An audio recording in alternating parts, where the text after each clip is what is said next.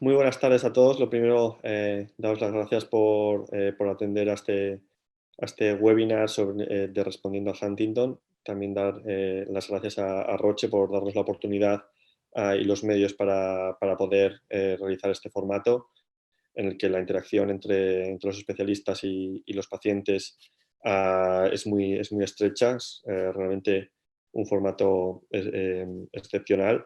Dar gracias a Jesús Ruiz porque hoy tarde nos acompaña. Jesús Ruiz es psiquiatra de la Mercè, es de hecho el coordinador de la unidad de neuropsiquiatría de la Mercè. Tiene una amplia experiencia en enfermedad de Huntington y seguro que os podrá explicar de primera mano muchos de los síntomas que notáis o que notáis en vuestros familiares, y también podrá dar respuesta a las preguntas que podáis tener. Como digo, tiene una experiencia envidiable y yo creo que es una de las personas que a nivel de España más sabe sobre la psiquiatría de la enfermedad de Huntington.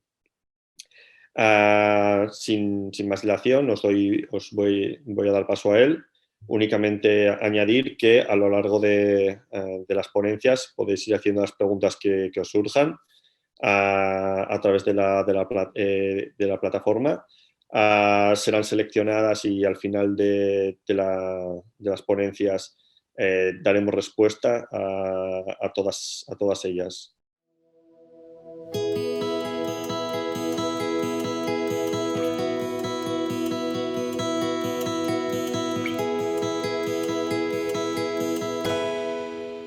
Muy bien, pues muchísimas gracias por la introducción, muy generosa, Chus. La verdad es que, bueno, sí que llevo ya bastantes años dedicados a la neuropsiquiatría, y tanto yo como toda la institución a la que represento, pues tiene un gran compromiso con la enfermedad de Huntington prácticamente desde el año 99 que empezamos un poco esta travesía, ¿no? Con el paso del tiempo hemos creado unidades de atención específica y yo actualmente coordino la unidad de neuropsiquiatría del Hospital de la Mercè. El Hospital de la Mercè, simplemente para situaros, es un hospital que pertenece a una organización que se llama Hermanas Hospitalarias, y es una organización que se dedica fundamentalmente a la salud mental y que está presente no solo en España, sino también en muchos países del mundo. Realmente también es un momento importante para mí el estar aquí con la familia Huntington. A mí me gusta mucho hablar de la familia Huntington, porque yo creo que tanto las personas que padecen la enfermedad como sus familiares y todos los que nos dedicamos a esto, tanto profesionales como también la industria que ha tenido interés en esta enfermedad, como es este caso Roche, pues creamos una cierta familia. Voy a daros una introducción, un índice de lo que sería la presentación, con una introducción a la sintomatología neuropsiquiátrica en la enfermedad de Huntington. Hablaremos brevemente de su importancia, de su clasificación, y vamos a pasar muy rápidamente a lo que sería el tratamiento, que yo divido siempre en dos cuestiones: un tratamiento farmacológico y un tratamiento no farmacológico. Creo que es de especial interés el tratamiento no farmacológico, porque muchas de las cuestiones que nos van planteando en el día a día tiene que ver precisamente con cómo abordamos desde el punto de vista del entorno, desde el punto de vista de la familia, todos los síntomas psiquiátricos, todos los síntomas conductuales que pueden presentar las personas con enfermedad de Huntington. Y finalmente, si da tiempo, aunque creo que es una cuestión importante, pero que no es nuclear ahora en esta charla, pues hablaremos un poquito del modelo de atención de la enfermedad de Huntington. Os mostraré la experiencia que tenemos aquí en Barcelona y lo que sería el modelo de atención que se ha propuesto para la enfermedad de Huntington en Cataluña. Lo primero que me gusta decir es que la enfermedad de Huntington es una enfermedad multidominio que afecta no solo a nivel motor o a nivel cognitivo, sino también, como sabéis, a nivel psiquiátrico y a nivel funcional. Hay muchos síntomas que son muy conocidos a nivel de dominio motor, como son la corea, las alteraciones de la marcha, la disartria, etcétera, etcétera. También a nivel cognitivo, como las alteraciones a nivel atencional o en la velocidad de procesamiento. El dominio psiquiátrico creo que es muy, muy importante y realmente hay síntomas que impactan muchísimo en el entorno familiar y en la propia persona que lo sufre, como puede ser la depresión, la ansiedad, la apatía, la perseveración. A veces las conductas se llevan a unos extremos que pueden dar pie a conductas suicidas y creo que es muy importante abordarlas de manera amplia y de manera, digamos, lo más integral posible.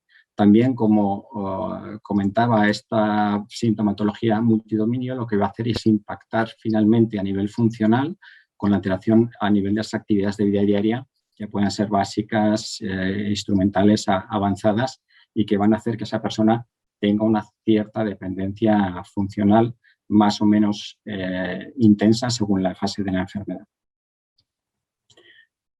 Estos múltiples dominios de la enfermedad de Huntington hacen que sea una enfermedad especialmente compleja. Es una enfermedad que podría categorizarse como una enfermedad crónica compleja, en la que hay una gran variabilidad individual y es una enfermedad que es dinámica. Es realmente una enfermedad que va cambiando a lo largo del tiempo, que va presentando distintos síntomas a lo largo del tiempo y eso dificulta mucho la atención sanitaria y realmente lo que hace es que el médico que está atendiendo o el equipo sanitario que está atendiendo a estas personas lo que tiene que tener es una gran flexibilidad y evaluar y reevaluar continuamente las necesidades y los síntomas que expresan los pacientes.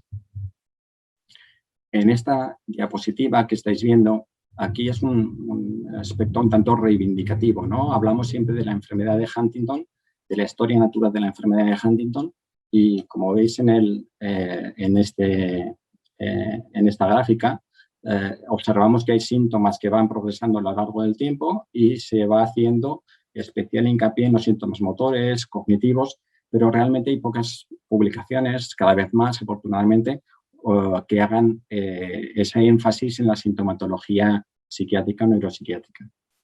¿Y por qué creo que hay que hacer ese especial hincapié? Pues porque realmente los síntomas son muy importantes, son muy frecuentes, se presentan a lo largo de las distintas etapas de la enfermedad y muchas veces los estudios lo que han evidenciado es que estos síntomas se van a presentar años antes del debut motor.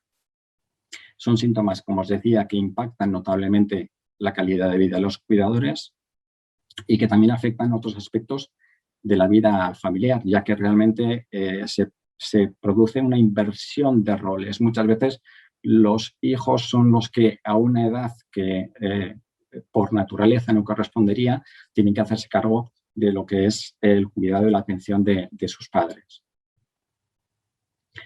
También los síntomas psiquiátricos tienen la característica de que son inespecíficos. Esto quiere decir que pueden presentarse en cualquier momento en la vida de una persona, de cualquiera de nosotros, sin que sea una condición en sí patológica. Todos podemos tener momentos de más o menos ansiedad. Yo puedo haberme puesto nervioso ante la presentación o puedo tener unos cambios de humor, unos días mejores, otros peores, puedo estar más o menos irritables.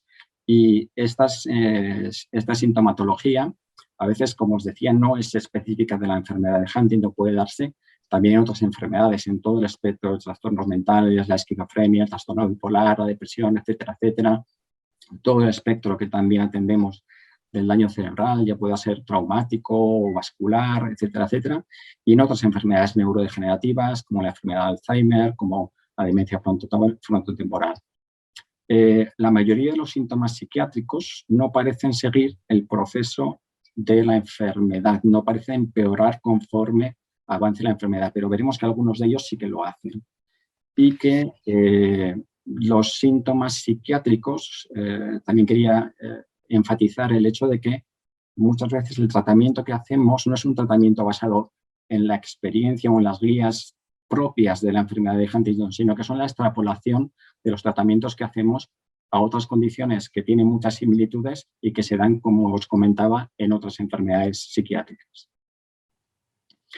¿Y por qué se producen? Pues rápidamente, son componentes propios de la enfermedad. Lo que vemos es que la enfermedad tiene, por un lado, una evolución que se puede ver desde la neuropatología, desde los cambios más a nivel neuronal, a nivel de las disfunciones que se producen por ese daño precoz de del núcleo estriado, de las neuronas específicas del núcleo estriado, y que luego se va expandiendo a otras áreas cerebrales, provocando esa disfunción de los neurotransmisores, unas alteraciones en los mecanismos de adaptación, unas alteraciones en las redes cerebrales que finalmente darán pie a la aparición de esos síntomas neuropsiquiátricos.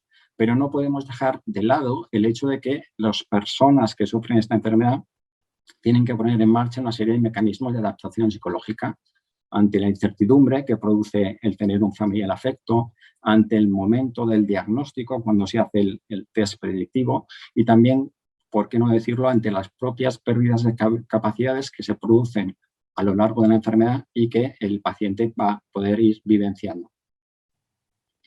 Aquí simplemente os pongo esta diapositiva que es de creación propia a través de un estudio que estamos haciendo con datos de Enroll, y en lo que veréis, lo que os decía anteriormente, que hay síntomas que son bastante, erráticos, que van subiendo y bajando, pero otros, vemos por ejemplo aquí la apatía, cómo va subiendo conforme disminuye la capacidad funcional de la persona que lo sufre. Y en este caso también podemos hablar de la perseveración, hablaremos de ello más adelante. Los síntomas neuropsiquiátricos, podríamos hablar mucho de ellos y realmente tenemos ahora un tiempo, específico, y no quisiera robar tiempo ni alargarme en exceso. Pueden ser muy diversos y vamos a intentar clasificarlos, y para eso me voy a basar en una escala que es la escala PBA, que es la que habitualmente pasamos en el estudio Enroll o en otros estudios que vayamos haciendo.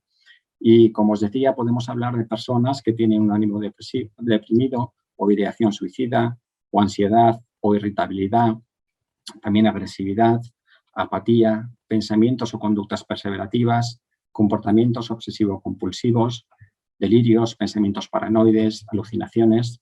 Os señalo en rojo aquellos que me han parecido como más importantes a la hora de desarrollarlos, y sobre todo porque así podemos hablar de algunas pautas conductuales para abordarlos.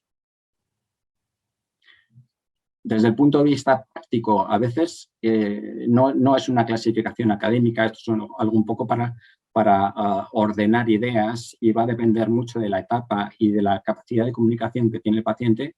A veces los dividimos, por un lado, en los trastornos más psicológicos, que habitualmente son vividos y verbalizados por el propio individuo, como la ansiedad, el ánimo depresivo, la ideación suicida, las obsesiones, el paranoidismo, los delirios, y otros que son conductas que podemos observar desde fuera, como la agresividad, la apatía, la desinhibición, la perseveración. Sin embargo, hay otros síntomas un poquito más complejos, quizá, en cuanto a que tienen aspectos mixtos. La irritabilidad puede ser algo que el propio paciente sienta de una manera interna, y otros que puedan expresarlo externamente. Y también puede ser un síntoma que puede ser vivenciado o observado por el cuidador. Y también está todo el espectro de alteraciones del sueño, que no estaba contemplado en esa escala de la que os hablaba, pero que creo que es importante hablar de ellos. Echando un vistazo a los datos de Enroll, podemos observar que la mayoría de los pacientes, tanto presintomáticos como con la enfermedad ya manifiesta, tienen porcentajes realmente elevados de sintomatología psiquiátrica. Aquí observáis, si podemos observarlo con detenimiento, que ya no solo estamos hablando de pacientes, estamos hablando también de familiares. Estamos hablando de que la familia Huntington, tanto pacientes como familiares, sufren un porcentaje de presentación de síntomas psiquiátricos muy importante. En estos recuadros que resalto, os hago ver que los controles familiares pueden tener hasta 5 veces más porcentaje de presentación del ánimo depresivo que lo que sería la población general. Y en el caso de la ansiedad, por ejemplo, 3 veces más. Es decir, si queremos observar y queremos tratar bien estos síntomas, vamos a hacer un análisis ya no solo de los pacientes en cualquiera de sus estadios evolutivos, sino también de la familia. El tratamiento lo dividimos en 2 grandes grupos, el tratamiento farmacológico y el tratamiento no farmacológico. Cuando hablo de no farmacológico, es muy aplicable a paciente y familia, y cuando hablo de farmacológico, aquí pongo un poco de manera, pues, como como os diría, de una manera simplista, el paciente y paciente. Para mí, un familiar que tiene síntomas psiquiátricos ya, digamos, graves, que presenta una sintomatología que requiere un abordaje farmacológico, lo consideramos un paciente más y lo incluimos en nuestros programas. El tratamiento siempre va a empezar con un diagnóstico adecuado, que tiene que ser integral, porque los síntomas neuropsiquiátricos están muy influenciados por factores premórbidos, como es el estilo de personalidad de esa persona, cómo afronta las dificultades, también con una serie de estresores ambientales y psicosociales. Pues ahora un estresor ambiental que tenemos todos en la cabeza es el COVID, ¿no? El aislamiento, el no poder salir, el no poder relacionarse. A nivel psicosocial también, pues todas las pérdidas que pueden sufrir las personas con enfermedad de Huntington a nivel familiar, a nivel social, etcétera, etcétera. Y luego cómo la cognición, y ahí es un concepto muy amplio, puede influir o puede estar interrelacionada con la presentación de síntomas neuropsiquiátricos. También muy importante señalar que el síntoma neuropsiquiátrico, siguiendo ese esquema que os presentaba en la diapositiva anterior, puede tener muchos orígenes. Podemos observar, por ejemplo, la irritabilidad como un componente, pongo el ejemplo de la irritabilidad porque me parece muy importante, un componente de un síndrome, de un conjunto de síntomas, como sería un trastorno por ansiedad o un trastorno depresivo. Pero también puede darse en contextos de alteración física, puede ser una manifestación de dolor, puede ser una manifestación de cansancio, puede ser incluso también un efecto secundario de algunos tratamientos en los que se provoca una cierta inquietud, una cierta alteración del humor en la que el paciente se encuentra como en una situación desagradable, ¿no? También puede ser la expresión de una necesidad no satisfecha, que no puede uno verbalizar. Importante también esta dualidad, ¿no? Una persona puede estar irritable por sobrecarga de estímulos como por falta de actividad. Y luego el efecto espejo de los cuidadores, es decir, aquí lo que muchas veces abordamos es que las personas, cuando estamos sometidos a una situación de proveer unos cuidados de manera continuada, pues a veces también estamos irritables, también estamos ansiosos, y esa ansiedad y esa irritabilidad, yo a veces digo que se contagia, ¿no? Que también la podemos transmitir a las personas que nos acompañan. Tratamiento no farmacológico. Aquí hay muchas distintas formas de tratar no farmacológicamente a las personas que presentan síntomas neuropsiquiátricos.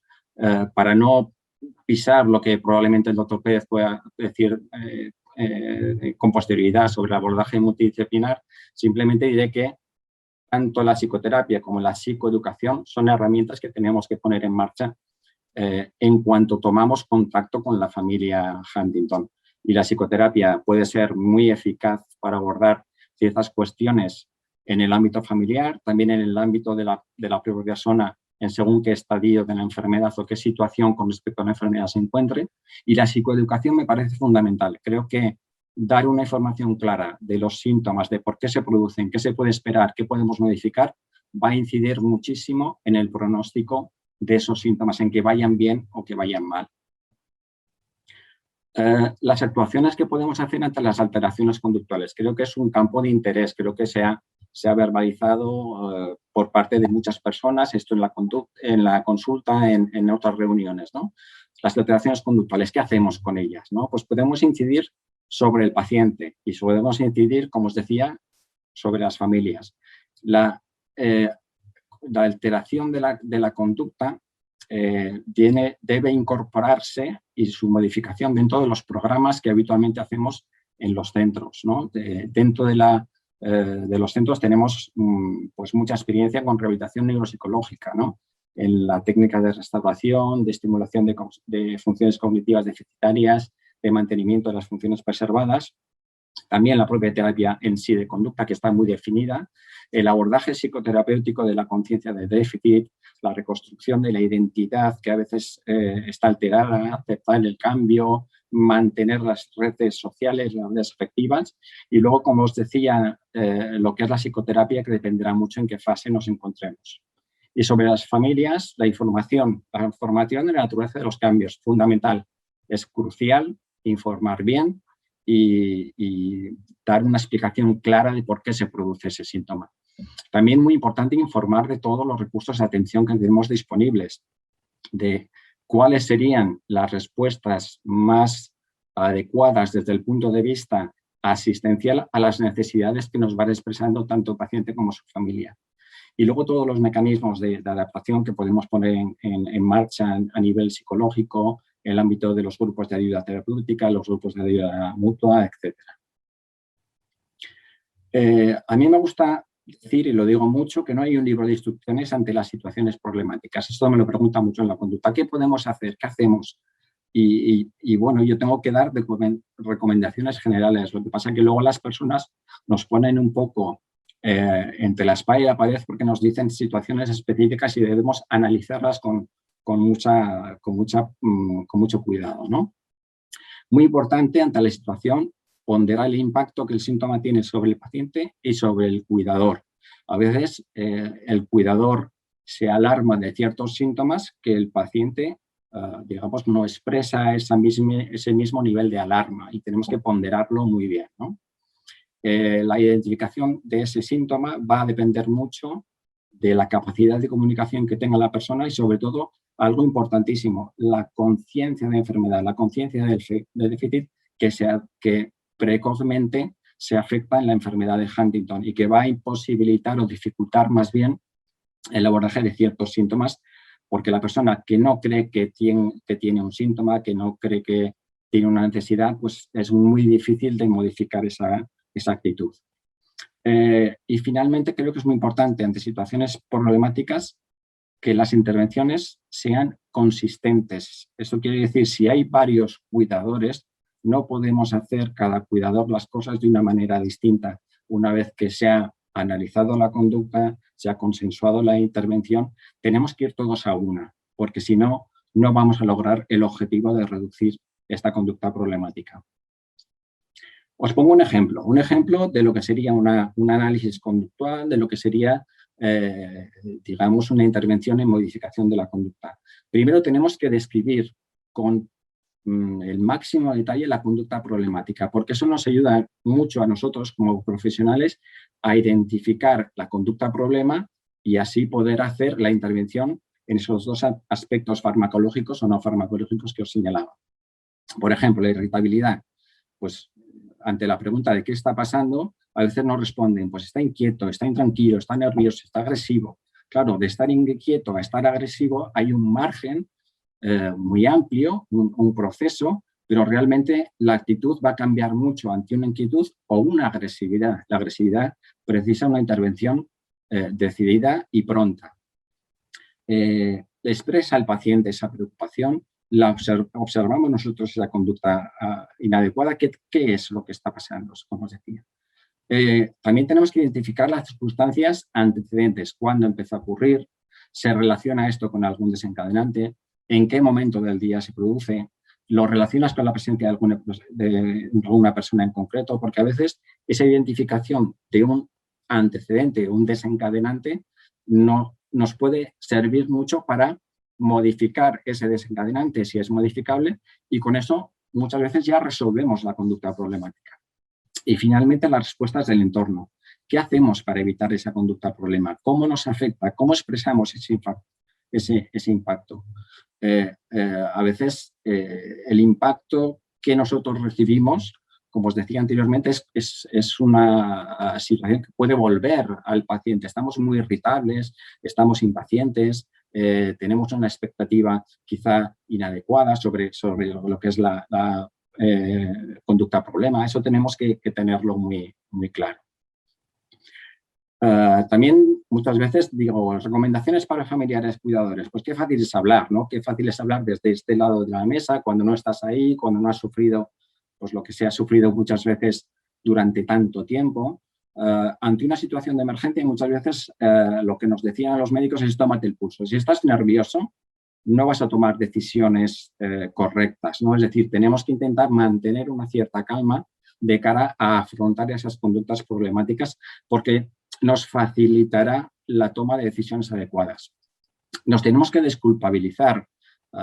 En ocasiones las personas dicen, no, es que esto yo lo hago mal, es que esto entonces será porque está enfadado conmigo. No es culpa ni de la persona que cuida ni del propio paciente. El paciente no lo hace a propósito. Se ha visto que los pacientes con enfermedad de Huntington a veces tienen dificultad para interpretar lo que la otra persona está pensando. Esto sería la teoría de la mente, ¿no? Es decir, yo veo a otra persona y puedo anticipar cuál es su estado emocional, cuál es su respuesta ante algo que yo hago. Esto se pierde y a veces ese desajuste puede dar pie a estas alteraciones de conducta. Sobre todo cuando nos dirigamos a las personas en etapas más avanzadas, simplificamos al máximo los mensajes. Hagamos unas oraciones sencillas, demos unas indicaciones lo más simples posibles que nos facilitará mucho la comunicación. Tenemos que intentar reevaluar siempre la respuesta ante una intervención. Cuando hacemos algo para intentar evitar la conducta problemática, podemos tener una muy buena respuesta, pues adelante, o esa respuesta es negativa. Y tenemos que tener cuidado también con los refuerzos negativos. Ojo, cuando vamos para evitar una determinada conducta, cuando se enfada, está irritado, le doy algo que sé que le calma, pero en el fondo es un premio. Y eso puede reforzar más esa conducta que estamos intentando evitar. Y sobre todo, promocionemos actividades saludables, físicas, musicales, sociales, etc.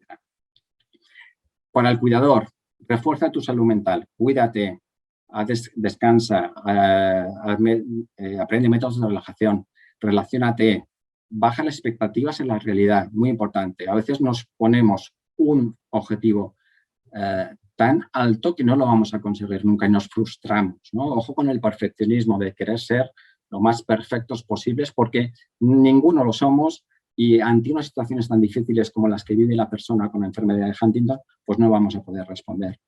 Vivir ahora, guarda tiempo para ti mismo, respira, habla, comenta, pide ayuda. Es decir, no lo guardemos todo para nosotros porque entonces esto sí que nos va a suponer una sobrecarga, nos va a impactar en nuestra salud mental y secundariamente en la salud mental de los que nos rodean.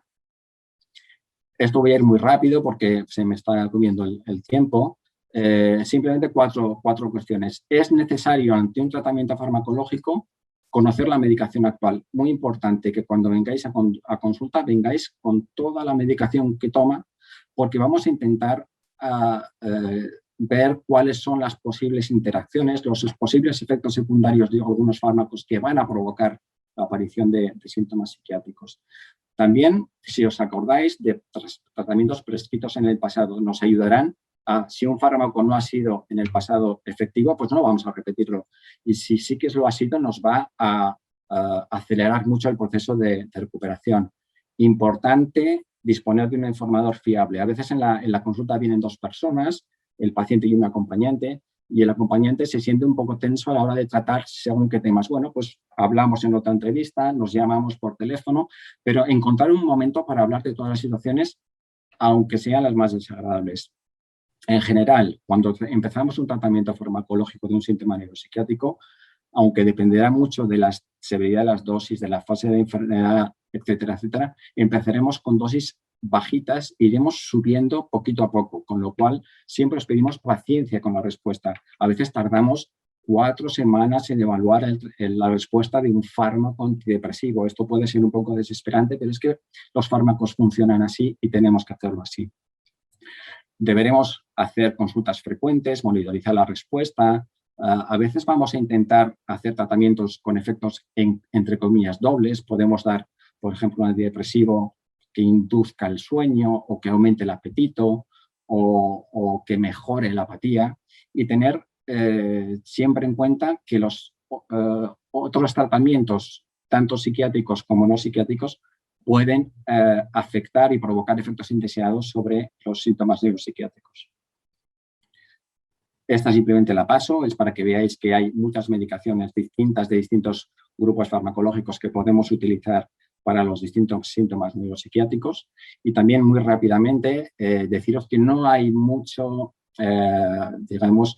evidencia científica sobre la eficacia de los fármacos. Muchas veces lo que hacemos son guías basadas en consenso de expertos, es decir, las personas que más experiencia tienen en el tratamiento de según qué síntomas psiquiátricos se ponen de acuerdo y deciden cuáles serían los tratamientos a utilizar en una primera línea, en una segunda línea, en una tercera línea, según sea la respuesta o no de que tenga el paciente.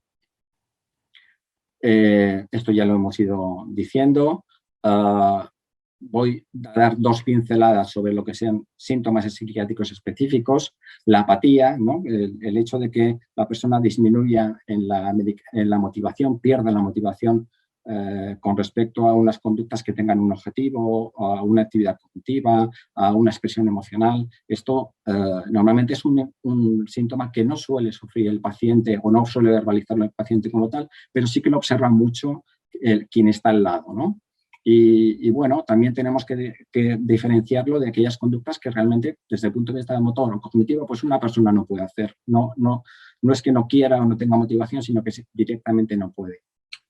En ocasiones, la primera consideración que yo hago y que muchos hacemos es reducir el tratamiento. La apatía puede ser aumentada por muchos fármacos, o la expresión de lo que sería una apatía puede ser aumentada por muchos fármacos, y a veces es mucho más eficaz reducir un tratamiento que no poner otro, ¿no?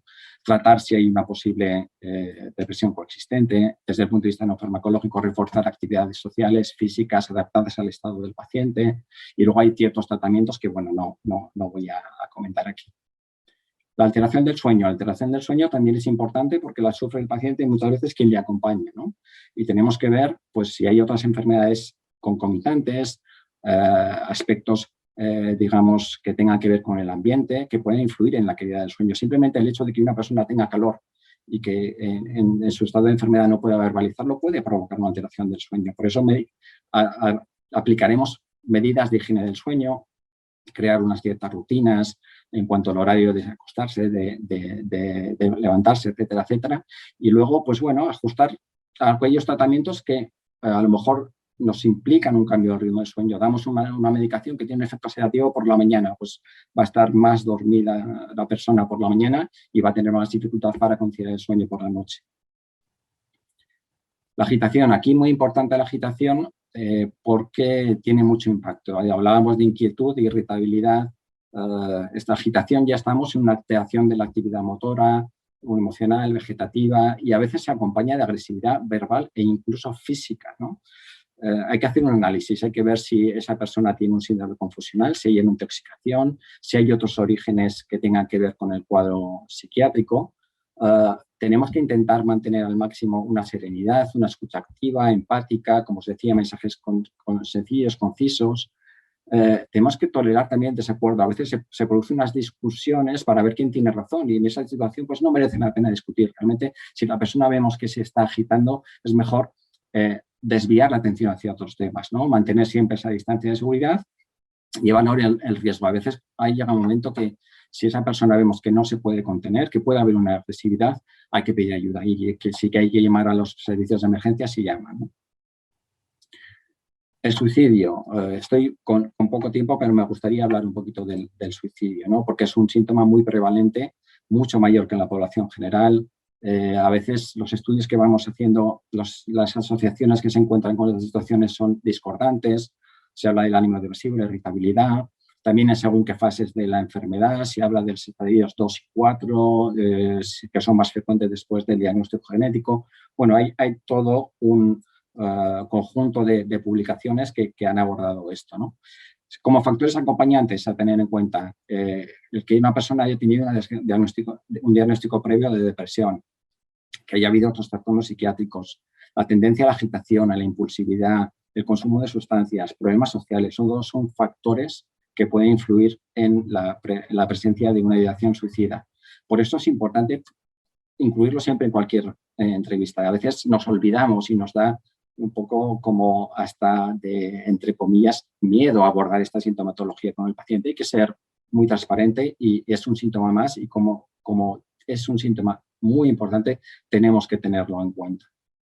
¿Qué tenemos que hacer cuando vemos una persona que ha verbalizado ideas suicidas o que la vemos distinta, ¿no? Porque a veces un cambio repentino en la conducta, un aumento súbito y la irritabilidad en el consumo de sustancias, o todo lo contrario, después de un periodo de agitación, una calma súbita. A veces esa calma súbita es indicadora de que una persona toma una decisión y una decisión que puede ser negativa, que puede ser fatal, ¿no?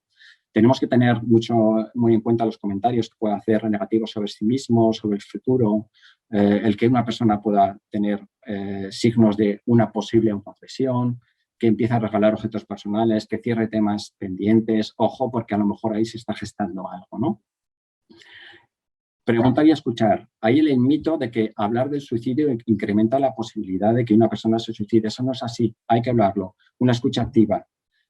Si observamos un riesgo alto, nunca hay que dejar sola a la persona, hay que limitar el acceso a medios lesivos y tener a mano un teléfono de urgencias. A nivel de planificación sanitaria, pues aquí, por ejemplo, tenemos el código de riesgo de suicidio. Hay una cosa que colgamos de la organización sanitaria para que la persona que tiene ese riesgo o que haya tenido ya una ideación o un intento, no haya huecos en su atención. La perseveración, ¿no? A veces esto digamos, es un tema que me interesa especialmente porque es muy problemático, porque tiene mala respuesta desde el punto de vista farmacológico, porque a veces la persona, lo que más lo diferencia este síntoma de la obsesión es que no tiene conciencia de ese síntoma. En la obsesión sí, la persona tiene una idea desagradable que no puede quitar de la cabeza. La perseveración es una repetición incontrolada de respuestas motoras y verbales que se mantiene una vez que ya ha desaparecido el estímulo que lo provocó, ¿no? A veces tratamos con antiobsesivos, pero creo que no, la respuesta suele ser parcial, no suele ser buena. Como creo que voy un poco mal de tiempo, simplemente deciros que un tema que creo que le interesaba, la organización sanitaria, ¿cómo responde ante los síntomas neuropsiquiátricos? Pues bueno, hay como dos grandes puertas de entrada. Sería la entrada de atención primaria y la entrada de urgencias. Normalmente las personas con enfermedad de Huntington suelen ser seguidas en la atención especializada ambulatoria o hospitalaria de neurología, pero también a veces entran a través de los centros de salud mental con un síntoma psiquiátrico que, como os decía, puede preceder el debut motor. Comentaban las dudas que surgían en muchas ocasiones sobre la indicación de un ingreso psiquiátrico. Cuando hacemos que una persona que tiene una sintomatología determinada, hacemos que ingrese, tenga que ingresar, ¿no? Pues siempre es una última opción, cuando uno ha fracasado todo lo anterior. Y siempre es cuando nos presenta una sintomatología psiquiátrica muy grave o grave que no responde a un tratamiento farmacológico ambulatorio y que esa observación que podemos tener en el hospital nos va a servir para hacer un ajuste farmacológico que sea más rápido y que sea más adecuado, ¿no? También muy en cuenta todos los cuadros, en cuanto al ingreso psiquiátrico me refiero, que ponen en riesgo la integridad del individuo y de su entorno. Y a veces en entornos psiquiátricos también se han hecho a veces ingresos para dar un poco de tiempo de recuperación al cuidador. Finalizo, sé que me estoy pasando. Simplemente la enfermedad de Huntington creo que tienen que tener un modelo de atención centrado como todos en el paciente, pero que a su alrededor haya equipos expertos y que esos equipos expertos tengan un gran contacto con la atención primaria, especializada, etcétera, etcétera. Y esto simplemente es el modelo de la atención que se generó en Cataluña en función de una serie de estadios de la enfermedad y unas necesidades de atención. No sigo porque creo que ya me he pasado unos 6 minutos y no quiero quitar más tiempo a mi compañero. Muchísimas gracias y espero vuestras preguntas al final de la intervención del doctor Pérez.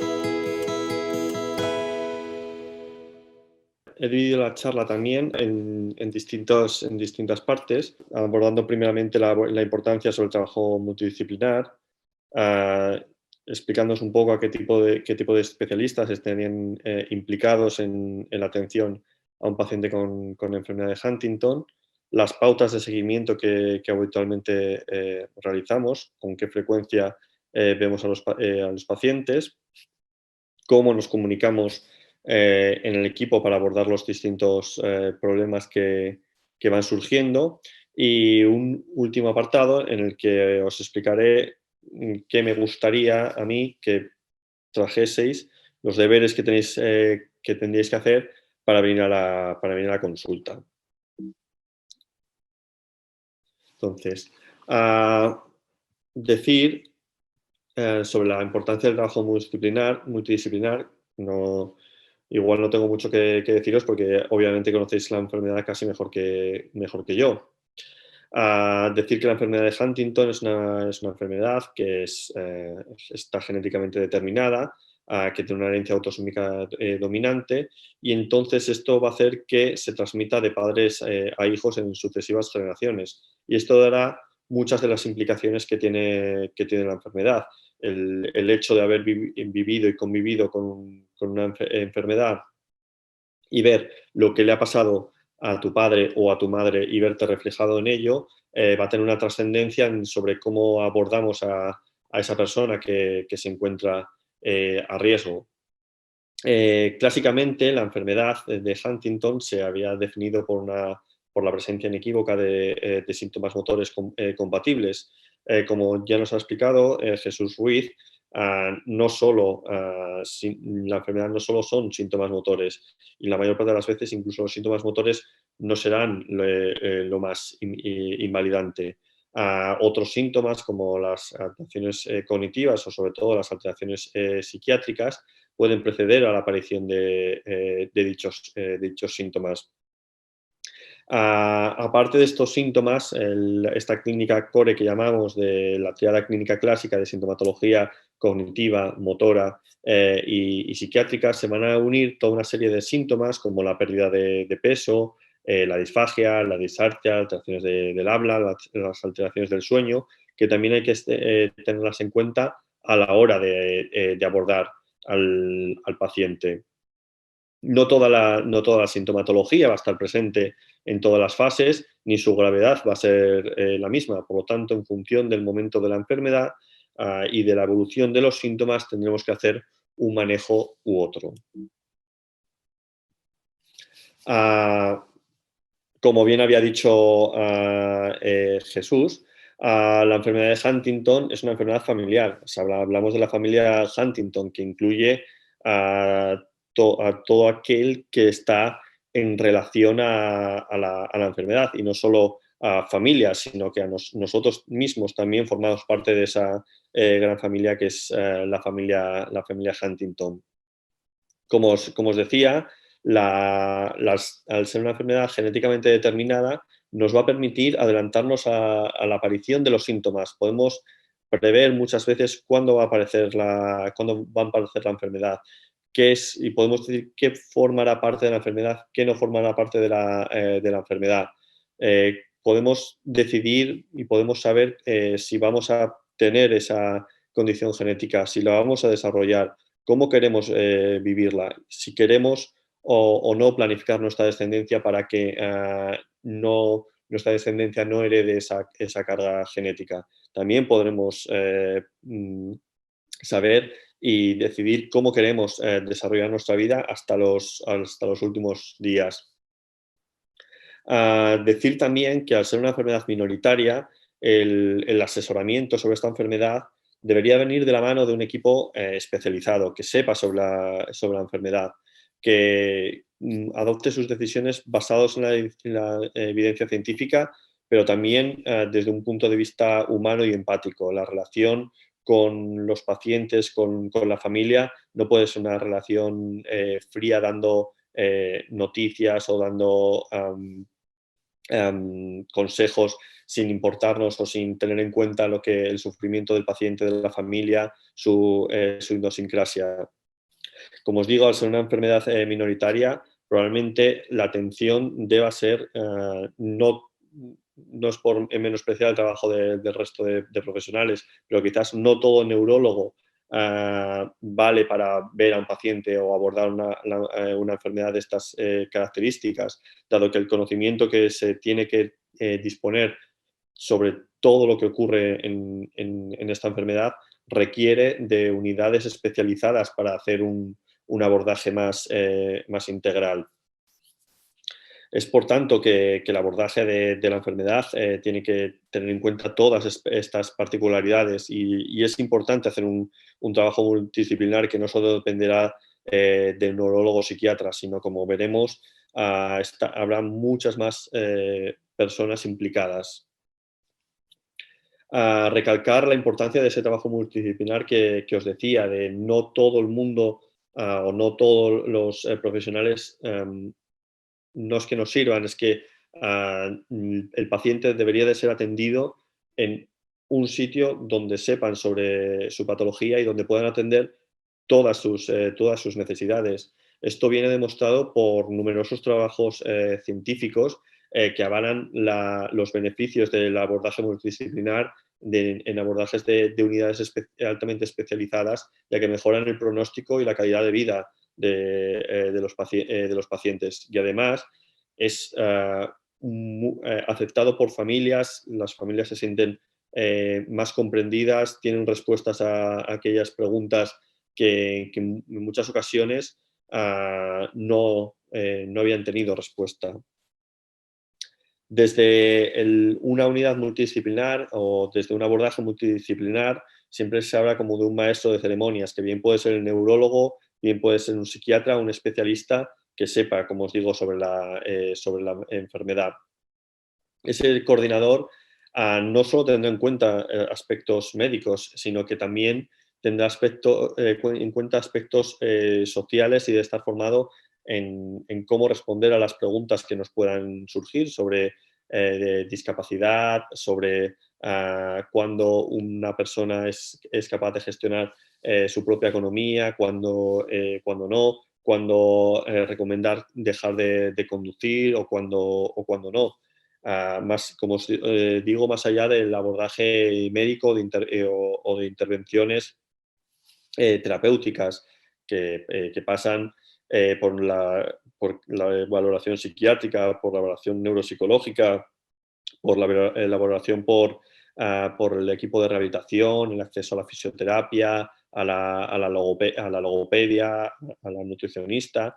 Hay otros aspectos que ya también ha adelantado Jesús, como recursos a los que se puede acceder, unidades de hospitalización, de descarga, hospitales de día. Todo esto debería estar coordinado para ofrecer la mejor atención posible al paciente y a la familia. Respecto a qué especialistas intervienen en todo esto, ya os los he ido adelantando, pero he dividido la enfermedad más o menos en distintos, ya no estadios lineales, sino distintos momentos críticos de la enfermedad que van a requerir un abordaje distinto. El primer de ellos será el abordaje del test genético. Hay que tener en cuenta que una persona a riesgo es aquella que tiene antecedentes familiares de la enfermedad, pero que no ha desarrollado todavía sintomatología motora. A día de hoy se sigue definiendo la enfermedad cuando aparecen síntomas motores claros e inequívocos de la enfermedad. No hay necesidad, por así decirlo, de adelantar el diagnóstico, porque la mayor parte de las veces adelantarlo lo que nos va a dar es una etiqueta que la mayor parte de las veces no tenga una repercusión clínica o no nos indique hacer un tratamiento o no. Entonces, la enfermedad, como os digo, es cuando hay unos síntomas motores completamente inequívocos de la enfermedad.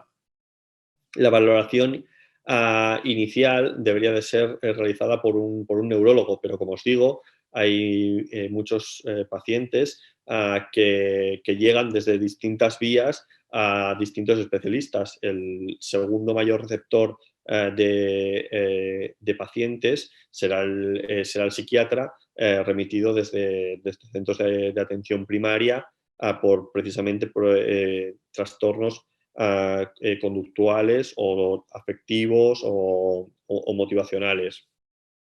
Y será otro de los principales receptores. Sin embargo, la mayor parte de vosotros llegaréis al neurólogo. Y ahí es cuando hay que hacer una información sobre la enfermedad, sobre el tipo de herencia, sobre qué se puede esperar, qué no, qué es la enfermedad, qué no.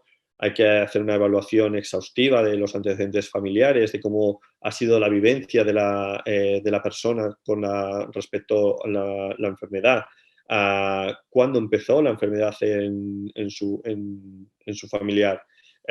¿Fue algo más motor? ¿Fue algo más psiquiátrico? ¿Algo más cognitivo? ¿En cuánto tiempo se evolucionó?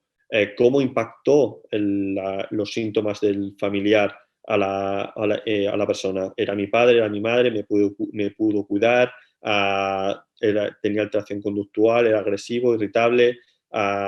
Todo esto va a hacer que la persona que se enfrenta al test genético tenga una concepción, una visión de qué es qué es la enfermedad y una visión de lo que no le gustaría llegar a desarrollar. Es el principal miedo, y en las visitas de valoración para cuando uno se enfrenta al consejo genético, hay que tener todo esto en cuenta para preparar a la persona.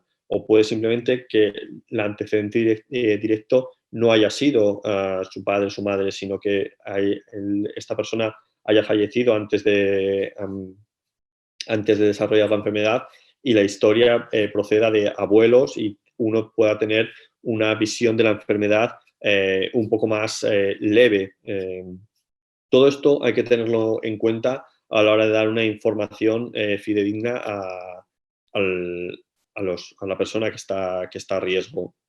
Cuando vemos a esta persona, hacemos una exploración neurológica, y muchas veces la persona que viene a consultas, ah, que está a riesgo de la enfermedad, no quiere saber que tiene la enfermedad en ese momento, sino que simplemente se plantea saberlo en algún momento. Y esto hay que respetarlo. Sin embargo, si vemos ya síntomas de la enfermedad y el paciente quiere saberlo, haremos un test confirmatorio, no haremos un test predictivo. Antes de hacer el test, es necesaria una valoración psiquiátrica. Como os digo, hay que estar preparados para realizar el test, y hay que buscar el mejor momento. Muchas veces decimos, por ejemplo, que en los primeros 6 meses tras el fallecimiento de un familiar de la enfermedad, no es un momento adecuado, porque hay un componente muy impulsivo en esa decisión, y quizás no es el momento para hacerlo. Hay que valorar si hay una sintomatología depresiva, si hay una ideación suicida que nos prevea de hacer el test, y por lo mismo que tengamos que tratar los síntomas antes de poder realizarlo. A lo largo de todo este proceso, el psicólogo y neuropsicólogo hará de soporte para valorar todos esos miedos, esas incertezas que tiene la persona que se enfrenta a esto, porque hay que estar bien preparado, porque es una noticia que nos cambiará la vida para siempre. Ah, como os digo, cuando el paciente ya es sintomático, con síntomas motores inequívocos, haremos, no será el mismo planteamiento, sino que nuestro esfuerzo será en identificar y en analizar el gen para determinar si realmente esos síntomas que presenta el paciente son por la enfermedad.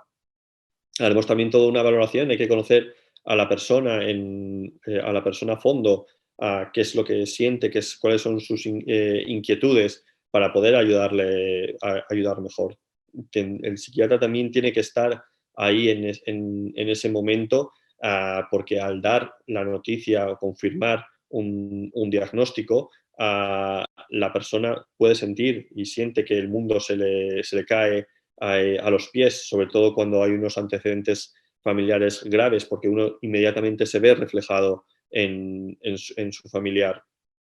Por eso también es muy importante durante ese momento, como os decía, el soporte psicológico en todo momento, y no solo en el momento del resultado, sino después del resultado. Y como luego hablaremos, no solo a las personas que han resultado positivas, sino que también a los negativos hay que hacerles un seguimiento, ya que hay lo que llamamos el síndrome del superviviente, que en muchos casos hermanos negativos inmediatamente tienen una sensación de culpabilidad de por qué yo soy negativo y mi hermano es positivo, o la incertidumbre por el hermano. Entonces, todo esto hay que cuidarlo. Otro de los apartados que requiere un abordaje multidisciplinar, en este caso con otro equipo, será el planteamiento de las tendencias en aquellas personas que se saben ya conocedoras de la mutación genética y quieren plantear tener hijos libres de la condición genética. Hay que hacer un asesoramiento, hay que plantearse una serie de preguntas sobre la propia maternidad, sobre la propia paternidad. Si quiero realmente tener hijos, ¿cuándo los quiero tener? ¿Cómo los quiero tener? Aquí cada uno tiene sus concepciones y todas son completamente respetables. Hay gente que prefiere no saber absolutamente nada de la enfermedad y tener los hijos como de manera natural y vivir su vida sin tener esto en cuenta, y hay gente que prefiere no transmitir la mutación o la enfermedad a su descendencia. Otra cosa que también muchas veces planteamos en esta consulta es, sí, quiero ser padre, pero ¿podré cuidar de mis hijos? ¿Realmente quiero ser padre si después voy a empezar con la enfermedad y no voy a poder cuidar de mis hijos? ¿Qué va a ser de ellos? Todas estas ideas, todos estos planteamientos se abordan durante la consulta, y una vez se toma la decisión que se quiere, que uno quiere ser padre, pues hay principalmente dos vías. A través de los compañeros de la unidad de reproducción asistida, que principalmente es ginecólogo, urólogo y también psicólogo, se plantean dos posibilidades, que es la fecundación in vitro, aquella en la que se extrae óvulo y espermatozoide y se hace la fecundación, luego se analiza si son portadores de la mutación o no, y se implantan aquellos que no son portadores de la mutación. Es un método que incluye la seguridad social, pero que tiene una lista de espera de 1 a 2 años. Luego hay otro método, que es el método, entre comillas, natural, de quedarse embarazado y posteriormente hacer un análisis, una biopsia clínica, para ver si el embrión es portador de la mutación o no, y con ello decidir libremente si se continúa con el embarazo o se interrumpe. Todo esto lo realizan nuestros compañeros de la unidad de reproducción asistida, que ofrecen asesoramiento para todas las condiciones. Decir que hay una vía en la que no cubre habitualmente la seguridad social, en la que la persona que está a riesgo no quiere saber su condición genética, pero quiere ser padre sin saber su condición genética. Esa posibilidad también existe por marcadores indirectos, pero que actualmente no es cubierta por seguridad social. Otro punto a tener en cuenta es el abordaje del inicio de los síntomas de la enfermedad. Y una de las cosas que muchas veces se nos plantean en consultas es cuándo comienza la enfermedad. Como os decía, la enfermedad se define en base a una aparición de unos síntomas motores, pero tienen que ser unos síntomas motores claros, relevantes.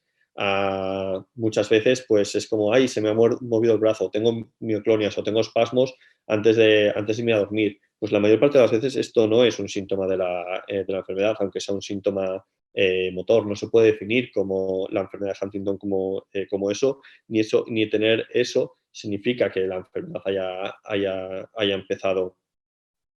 Los síntomas neuropsiquiátricos, como bien decía Jesús, son a veces muy inespecíficos. Pueden aparecer hasta 15 años antes de la aparición de los síntomas motores, y hasta el 25% de los pacientes es la forma de debut, pero también son muy comunes en la población general. Por lo tanto, muchas veces no nos sirven de síntoma guía, y desde luego no vamos a hacer el diagnóstico de la enfermedad basándonos en esto, porque podemos errar. El deterioro cognitivo también será una forma de debut bastante común. Hasta el 10% de los pacientes presentan un deterioro cognitivo que limita habitualmente su capacidad para desempeñar con normalidad su trabajo. Todo esto hay que tenerlo en cuenta y por eso hay que hacer un seguimiento estrecho que luego os detallaré. En las distintas consultas que vamos haciendo es importante que nos reveléis todas vuestras inquietudes, los síntomas, porque el equipo especializado os podrá decir qué es y qué no es, qué podemos decir que es la enfermedad.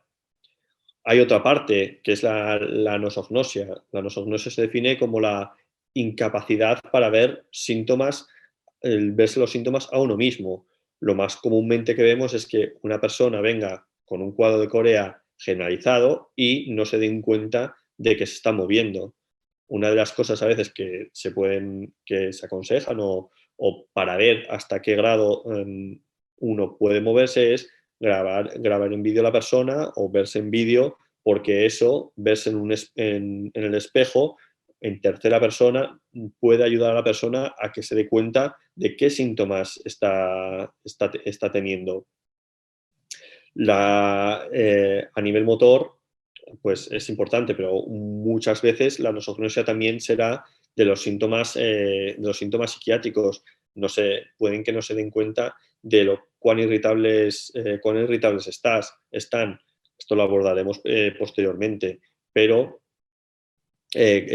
como os digo, es un síntoma muy frecuente y que nos puede causar muchos problemas a la hora de abordar y de explicarle al paciente qué le ocurre, porque no se dan cuenta exactamente de lo que le ocurre. Y otra cosa que os vengo repitiendo, hay cosas que son clínicamente irrelevantes y hay síntomas que ya son discapacitantes. A la hora de abordar la enfermedad, hay cosas muy sutiles que no tienen la mayor importancia y cosas que ya nos tenemos que empezar a tomar en serio, sobre todo de caras a empezar en tratamientos que llamamos sintomáticos para los distintos síntomas que vayan apareciendo. Y es cuando los síntomas ya son, por así decirlo, potentes, que son clínicamente relevantes, cuando tendremos que empezar los tratamientos. Cuando pensamos en los tratamientos para la enfermedad, nuevamente los solemos dividir en los distintos ejes, sobre todo motor, cognitivo, conductual. El tratamiento de la sintomatología motora implicará el abordaje o el tratamiento no solo por el neurólogo, sino por también el equipo de rehabilitación. Yo como neurólogo poder poner un tratamiento médico para mejorar la corea, para mejorar la distonía, la rigidez, la inestabilidad. Y para ello nos fijaremos en las características del paciente. Ya lo había explicado antes Jesús, muchas veces utilizamos tratamientos de manera dual que nos sirven para tratar sintomatología tanto motora como psiquiátrica y a la vez. Muchas veces utilizamos medicaciones que pueden producir efectos secundarios y todo esto hay que ir monitorizándolo. La evaluación por el equipo de rehabilitación es imprescindible.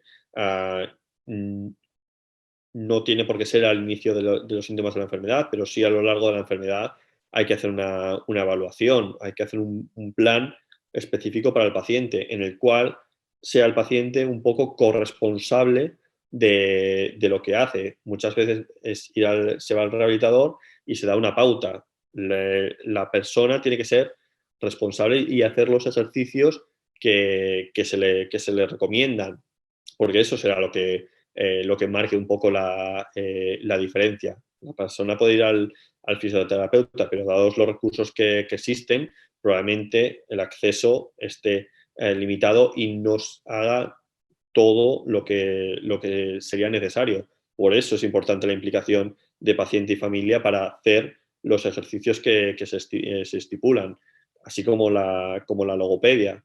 Desde San Pau, por ejemplo, hay un programa de praxias online para intentar llegar al máximo número de pacientes posibles para la alteración del lenguaje progresiva que hay, la disartria, la dificultad para articular, la progresión vaya más lenta. También la evaluación por el rehabilitador y por el terapeuta ocupacional nos podrá ayudar a dar consejos para hacer las adaptaciones pertinentes en domicilio, desde poner barandillas en los pasillos, desde cambiar el plato de la ducha, a ir haciendo modificaciones en el domicilio para hacerle la vida más fácil al paciente y a su familia, por supuesto.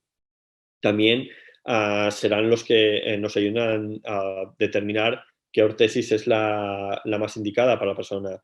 Es el momento de que vaya ya en silla de ruedas o con una muleta es suficiente. Todo esto nos podemos ayudar y el equipo de rehabilitación nos ayuda.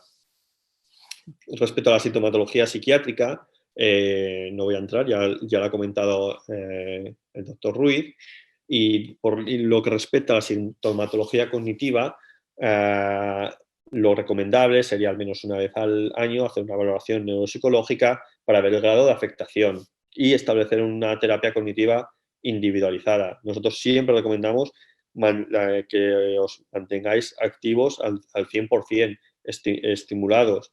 Que eso pasa, como os digo, desde que alguien os ayude y hacerlo vosotros los ejercicios propiamente dichos, o ir a un centro de día donde hayan otros compañeros para hacer terapia de grupo. Otra de las cosas que pasan en la enfermedad es la pérdida de peso, que la nutricionista, en este caso, nos ayudará a hacer unas recomendaciones dietéticas para intentar evitar esa pérdida de peso, que va pues desde recomendaciones más caseras, como el incremento del aporte de calorías con batidos de frutas tipo plátano, frutos secos, etcétera, a ya prescribir suplementos dietéticos. Es importante una buena higiene bucodental porque, dado por culpa de los movimientos, muchas veces se produce una edentación y los pacientes van perdiendo piezas dentales y necesitan ser evaluados para mejorar la eficiencia de la alimentación. Como os decía antes, no todo es un abordaje médico, sino que hay toda una parte social que el trabajador social podrá ayudar y podrá aportar su visión sobre a qué tipo de ayudas se pueden acceder, cuándo es el momento más óptimo para solicitar una baja. Desde las asociaciones de pacientes hay mucha experiencia y hay un abogado habitualmente vinculado que puede dar un asesoramiento jurídico. Como os decía, a la hora del abordaje de la pérdida de funcionalidad, que es uno de los momentos críticos de la enfermedad, cuando el paciente ya no es capaz de ejercer su profesión como lo hacía. ¿Cómo nos planteamos esto? Aquí también tiene que haber un psicólogo detrás para ayudarnos a recomponernos ante algo que nos supone una incapacidad. Cómo realizar la transición desde ser una persona completamente autónoma a de repente dejar de trabajar. Todo esto requiere un seguimiento y un abordaje psicológico para intentar evitar precisamente eso que decimos, la sensación de incapacidad. Cuando uno ya se está planteando esto, el trabajador social evalúa pues a qué podemos acceder, a qué ayudas se pueden acceder, desde una incapacidad temporal, sobre todo en muchas ocasiones cuando hay sintomatología psiquiátrica que es reversible con medicación, o síntomas leves que nos pueden hacer tener solo una incapacidad temporal, estar de baja una temporada y luego reincorporarnos, o que esa incapacidad temporal que se puede prolongar hasta año y medio, al final acaba convirtiéndose en una incapacidad permanente.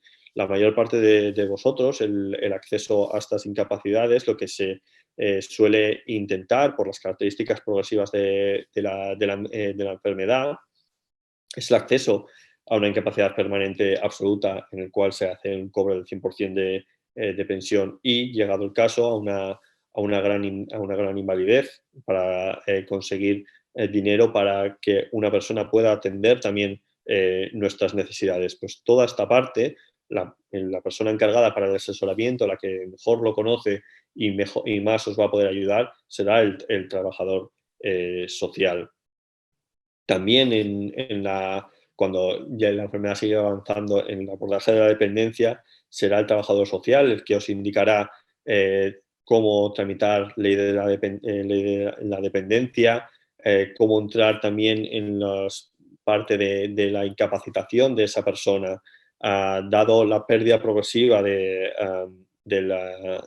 capacidades. Una de las que primero se pierde es la capacidad para gestionarse a nivel económico. Todo esto se puede prever y hay figuras legales para poder conseguir que una persona vele por nuestros intereses económicos. Decir que la incapacitación, para hacerlo correctamente, hay que hacerlo a través del juez, hay que iniciar los trámites de incapacitación y no tener miedo y poder hablar de ello, e incluso que la propia persona sea capaz de anticiparse y designar a alguien que quiera que sea su tutor para que vele por sus intereses, no actuar cuando ya pueda ser tarde.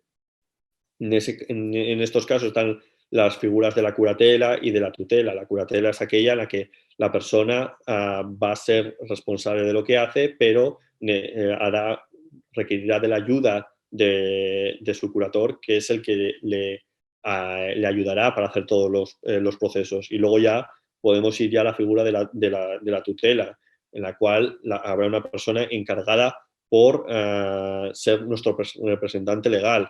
Si hay que hacer algún trámite a través de cuentas bancarias, gestión de patrimonio, etcétera, dar poderes a una persona para que haga esto por nosotros será una descarga. No hay que tener miedo a hablarlo, porque nos puede ayudar y mucho. Y también hay que tener en cuenta que esa figura del tutor siempre estará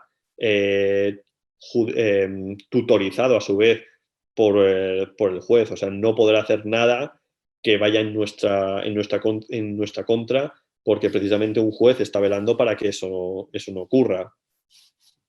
Cuando va avanzando más aún la enfermedad, se van a producir una serie de problemas, de alteraciones, como va a ser la alteración del equilibrio, las dificultades para caminar, que puede hacer que requiramos de ortesis, de caminador, de silla de ruedas. Como os decía, el médico rehabilitador nos ayudará para decidir qué es lo mejor, qué adaptaciones deberíamos hacer en domicilio para adaptar el domicilio a nuestras necesidades. Nosotros, por nuestra parte, como neurólogos, seguiremos ajustando el tratamiento médico. En esta fase también es importante la estimulación cognitiva, poder no tener miedo a ir a un centro de día, porque nos puede ayudar y mucho para mantenernos activos y que la pérdida de capacidad sea más lenta.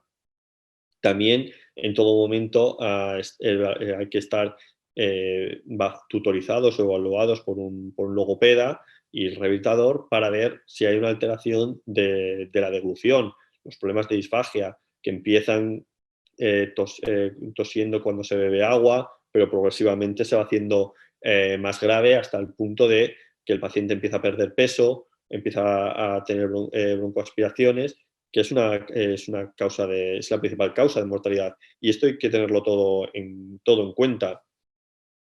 Como os decía, el logopeda tiene que monitorizar y hacer el tratamiento rehabilitador para que esto progrese más lentamente. El rehabilitador, con el test de disfagia, también nos ayudará a ver el grado de disfagia y hacer las adaptaciones pertinentes a la dieta, que van desde poner espesante al agua, a hacer triturados, etcétera, de manera progresiva, al adaptar la dieta a las necesidades del paciente.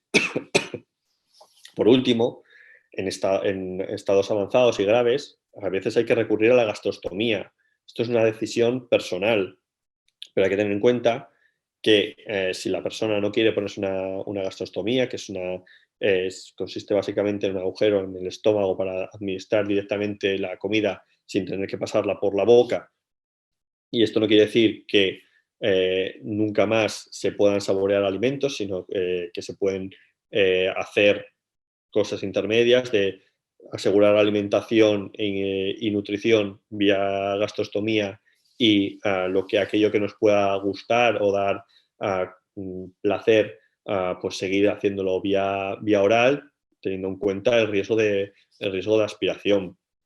Aquí el equipo de digestivo y el equipo de enfermería están muy implicados para hacer el seguimiento y el mantenimiento de la gastrostomía.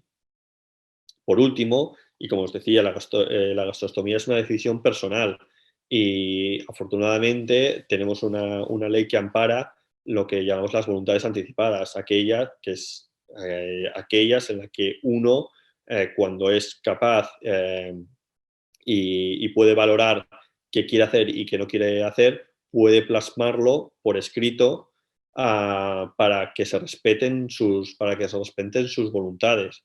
Sí, lo típico es de las voluntades anticipadas cuando uno ha tenido una alteración cuando está inconsciente o una situación de gravedad en la que no puede expresar qué quiere y qué no quiere, qué quiere y qué no quiere hacer. Para esto está el documento de voluntades anticipadas, que se puede encontrar en concreto en Cataluña a través de esta página web, en la que uno decide qué es lo que quiere y qué es lo que no quiere hacer. Siempre recomendable bajo el asesoramiento del médico responsable del paciente. Tenerlo todo esto claro puede ayudar tanto a la persona como a la familia a saber hasta dónde llegar, qué es lo que se quiere y qué es lo que no se quiere hacer. Y por último, ya no hace ni un mes se ha aprobado la ley de eutanasia, que algunos de vosotros habéis preguntado por ella. Está todavía pendiente de acabarse de tramitar, o más que de tramitar, de desglosar cómo se va a ejecutar, pero será un nuevo derecho al que se puede tener acceso y que en su momento habrá que hablar de ello, informar de cómo se va a realizar.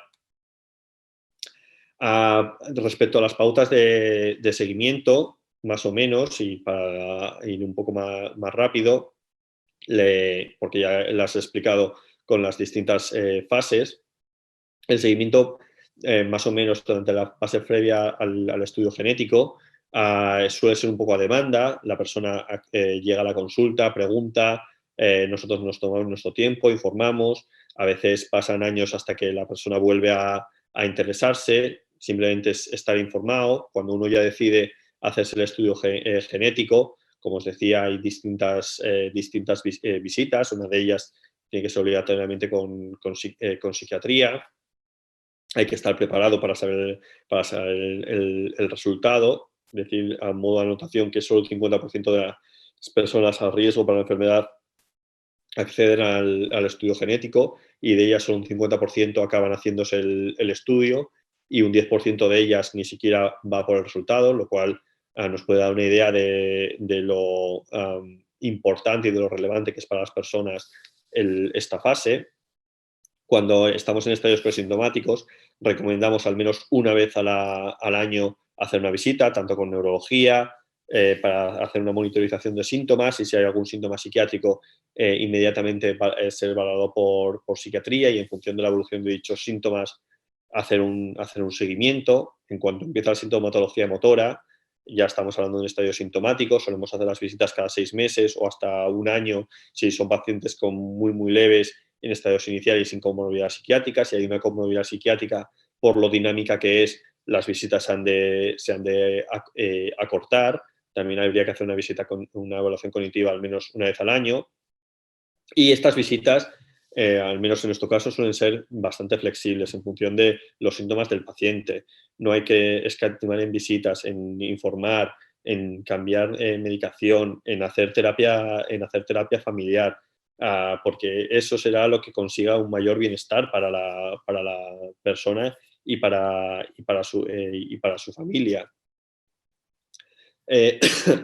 Como os decía antes, el neurólogo habitualmente es un poco el maestro de ceremonias que suele coordinarlo todo, pero no tiene por qué ser un neurólogo. El doctor Ruiz en la Merced es un poco la figura coordinadora que se encarga y vela por los intereses del paciente.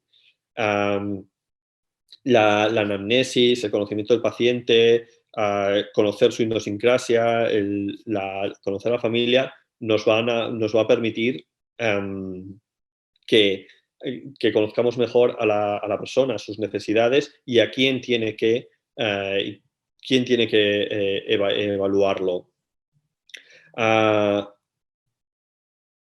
Y por último, una serie de cosas que yo recomendaría para que tuvierais preparadas para cuando vengáis a consulta. Lo primero, ¿qué es lo que me preocupa? ¿Qué síntomas me noto? ¿Qué es lo que yo siempre pregunto? ¿Qué es lo que puedo hacer? ¿En qué te puedo ayudar? ¿Qué es lo que te preocupa? Y luego, así si me lo permitís, es también, antes de venir a la consulta, hacer una introspección con la familia, con la pareja, con los acompañantes, sobre determinados aspectos, sobre todo que tienen que ver con la anosognosia, ¿vale? La anosognosia, eso de no darnos cuenta de los síntomas que tenemos. Hacer el ejercicio, porque esto os va a ocurre habitualmente, de hacer caso a la persona que tenéis al lado. Cuando os dicen, pues está más irritable, te mueves, una cosa u otra, porque desde fuera se ve todo un poco con más claridad. Y hay que hacer un ejercicio de introspección con esa persona antes de venir a la consulta. Preguntas como, ¿estoy más torpe? ¿Se me caen las cosas de las manos? Compararte cómo estaba hace 6 meses y cómo estoy ahora. En el momento de la conducción, ¿conduzco como antes realmente? ¿He tenido algún toque? ¿Tardo más en reaccionar cuando el semáforo se pone en rojo, se pone en verde? E intentar compararse como uno estaba antes. Es difícil. O también el punto de estoy más irritable. ¿Han aumentado las discusiones en casa? ¿Por qué? Mi paciencia ya no era la que era. Estoy más triste. ¿Me ha dado por hacer alguna cosa de manera obsesiva? ¿Estoy apático? ¿Me cuesta hacer las cosas? ¿Por qué me cuesta hacer las cosas? Si las hago y las disfruto. Todo esto, hacer una introspección, evaluarse con la persona que vendrá a la consulta, es importante a la hora de reconocerse uno los síntomas y a la hora de que nosotros los podamos abordar. Y con esto ya acabo. Muchas gracias por vuestra atención y ahora pasaríamos al turno de preguntas.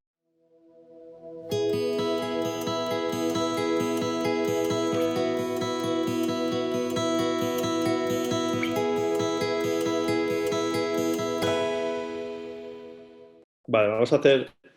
Hay una serie de preguntas. Empezaremos, si te parece, Jesús, por Sí, unas que van para ti. Vale. Pregunta, ¿algún consejo para gestionar la irritabilidad? Bueno, yo abundaría un poquito en lo que ya he expuesto en la presentación.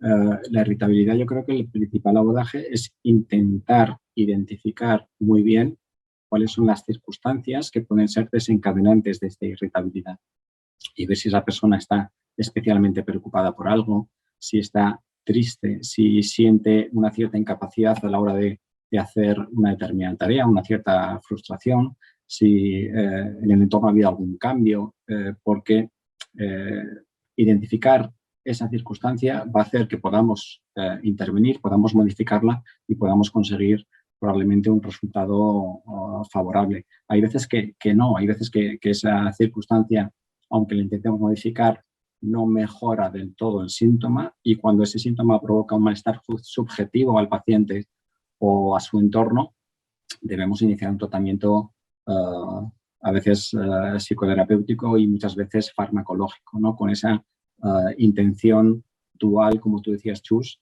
de ver si ese tratamiento va a mejorar por un lado la irritabilidad y puede, por ejemplo, elevar el humor, mejorar el estado de ánimo. Vale, otra de las preguntas sería, ¿qué ayuda nos puede ofrecer el médico de cabecera para dirigir al especialista cuando existen problemas psiquiátricos? Bueno, yo creo que la atención primaria, el médico de cabecera, el médico de familia, es una parte nuclear del sistema, ¿no? Es el que está, digamos, en la puerta de entrada del sistema y es el primero al que consultar una determinada preocupación que tengamos con respecto a nuestro estado general o al estado en el que está nuestro familiar. Y aunque realmente me da la sensación de que el abordaje desde el punto de vista del sistema sanitario va a depender mucho de cómo esté estructurado y eso cambia mucho según las autonomías. Habitualmente el médico de cabecera, si ve una sintomatología determinada, va a remitir directamente al especialista, sea este el psiquiatra o el neurólogo o el que corresponda, e incluso muchos centros de atención primaria tienen las figuras que nosotros llamamos habitualmente antenas, que son psiquiatras y psicólogos que tienen una interrelación muy estrecha con el médico de familia y que pueden comentar los casos y en función de su gravedad dirigir al médico especialista. Vale, ahora voy a responder yo alguna, ¿vale? Luego te volveré para que no hagas un monólogo y puedas... Vale, me pueden preguntar si me pueden obligar a hacer el test. Vale, nadie te puede obligar a hacer el test. O sea, los estudios genéticos son individuales, son de la persona. No se puede obligar a realizarlo, ¿vale? Otra cosa es lo recomendable que sea realizar el estudio. Si hay alguien que tiene especial interés en hacerlo porque hay una serie de sintomatología que puede ser por la enfermedad, pues someterse al test para saber si es o no. Pues, por ejemplo, si tu neurólogo sospecha que lo tiene y te recomienda hacer el test, pues no te puedo obligar, pero quizás sí que sería recomendable si es para una confirmación diagnóstica. Pero en principio no se puede obligar a hacer un test genético. Entonces las preguntas es si la logopedia está incluida en la seguridad social y en qué consiste el tratamiento. La logopedia, como decía Jesús, supongo que va un poco en función de la comunidad autónoma. Aquí en Cataluña sí que está incluida por la seguridad social. Es uno de los ítems que se evalúan sobre todo con rehabilitación. Valorar la disfagia y la disartria las trata el logopeda. El logopeda lo que suele hacer es una serie de ejercicios de que llamamos praxias orolinguales, que es cómo mover la lengua, qué postura tenemos que poner en la cabeza desde beber agua, tragarla, qué tiempos tenemos que hacer, qué texturas tenemos que utilizar, si comemos de una manera determinada, cuánto tiempo hay que masticarlo. Todo esto y todo el programa que os digo de praxias, desde cómo masticar, cómo manejar el bolo alimenticio y cómo tragar, todo esto lo hace la logopeda.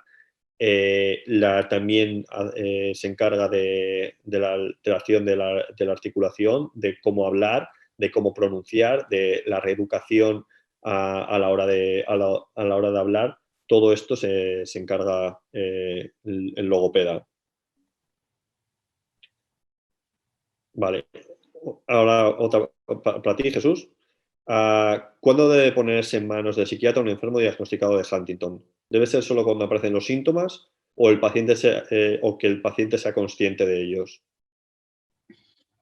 Bueno, muy buena pregunta. No hay una respuesta clara.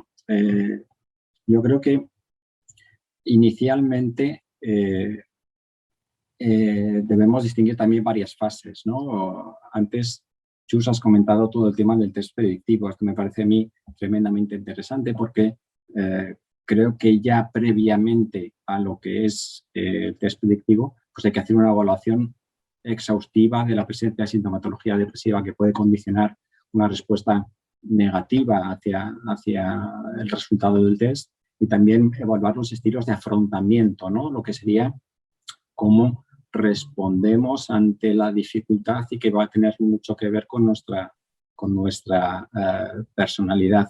Eso, fíjate que es una fase incluso en la que no hay ni un diagnóstico ni genético ni sintomático, ¿no?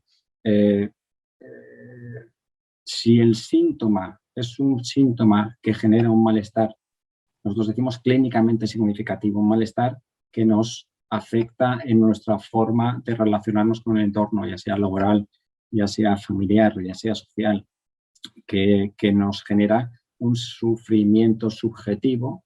Entonces yo creo que es el momento de consultar con el psiquiatra. Y si ese psiquiatra además tiene conocimientos de la enfermedad y tiene experiencia en la enfermedad, pues tanto mejor, ¿no? Pero sería ese momento en el cual sobrepasamos un cierto umbral que ya hay un impacto significativo en nuestra calidad del día a día, ¿no? Vale, ahora me comenta la persona que preguntaba si le podría obligar a hacer el test genético. Vale, como decía, no se puede obligar a hacer un test genético. Sin embargo, si la circunstancia laboral es de que una persona comienza a tener sintomatología de la enfermedad, el método habitual no es te voy a hacer un test genético. Si una persona tiene unos síntomas que alteran su funcionalidad en el desempeño de su trabajo, habitualmente lo que tiene que pasar es por salud laboral, su jefe / responsable, si nota unos síntomas que ven que algo no va bien, entre comillas, es una evaluación por el médico de empresa. Ahí el médico de empresa lo que hace es evaluar a la persona y ver si tiene síntomas de alguna enfermedad. Intentar hacer el estudio de esa enfermedad. Pero si una persona no quiere hacerse un estudio genético, no se le puede obligar. Uno puede hacer un diagnóstico, por así decirlo, sindrómico. Tiene un cuadro coreico, describirlo, y tiene antecedentes familiares de esto, por lo tanto puede ser tal.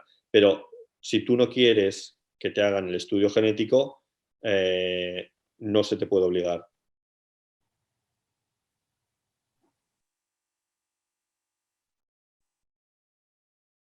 Vale. Jesús, aquí otra pregunta que es para ti. ¿Qué hacer ante la apatía cuando implica una ausencia casi total de actividad física y social? Es decir, basar la actividad diaria solo y exclusivamente en dormir y dormitar, sin querer hacer nada más. En el psiquiatra nos dicen que es algo que es a nivel de comportamiento y que ante eso no se puede hacer nada. Bueno, habría que analizar muy específicamente el caso, ¿no? Y tener más información sobre en qué momento de la enfermedad se encuentra, qué tipo de tratamiento está llevando, porque ya os comentaba que el tipo de tratamiento puede aumentar mucho la apatía. A lo mejor esa persona, más que una apatía, tiene una sedación. A lo mejor lo que si reducimos esa pauta farmacológica va a mejorar la apatía. Pero sí que es cierto que en el transcurso de una enfermedad, sobre todo conforme avanza en fases más avanzadas, la apatía está, y el impacto que tiene en la persona que la sufre a veces es menor que en la persona que la observa. Y no quiero decir con eso que no haya nada que hacer, pero sí que en un momento determinado hay que asumir y hay que aceptar una determinada situación como un síntoma más de la enfermedad. Pero insisto, creo que deberíamos hacer un análisis más individualizado de cuál es la circunstancia específica de esa persona y todo lo acompañante a nivel de tratamiento, de condiciones médicas que puedan estar influyendo para dar una respuesta más clara. Vale, otra pregunta, está un poco más en relación a lo que he hablado yo. ¿Cómo se puede saber si se podrá cuidar de los hijos? Una pregunta un tanto difícil, ¿vale? Porque es algo muy personal. entendiendo la edad de inicio de los síntomas de la enfermedad calculada por la carga genética, y teniendo en cuenta que la carga genética solo explica el 60-70% de la edad de inicio de los síntomas, o sea que hay otras variables. Si uno tiene una carga genética alta y se plantea empezar a tener descendencia de manera, pues a partir de los 30, y se piensa que la enfermedad puede empezar a los 35, pues desde que empiezan los síntomas hasta que empiezan a ser discapacitantes, hay un periodo de años, pero sí que es cierto que probablemente a lo largo de la infancia, juventud de esos críos, la persona no va a tener las capacidades suficientes como para solventar todos los problemas que tendrán. Como digo, es un tema muy peliagudo y es algo muy personal. Pero sí que es cierto que ante la merma de las capacidades que produce la enfermedad, pues probablemente si empiezan en edades juveniles o a partir de los 30 la enfermedad, pues la probabilidad de poder cuidar en todos los aspectos a la descendencia, pues igual es un poco complicado. Ya os digo, esto no es 100%, la genética es 60-70% de la de edad de inicio.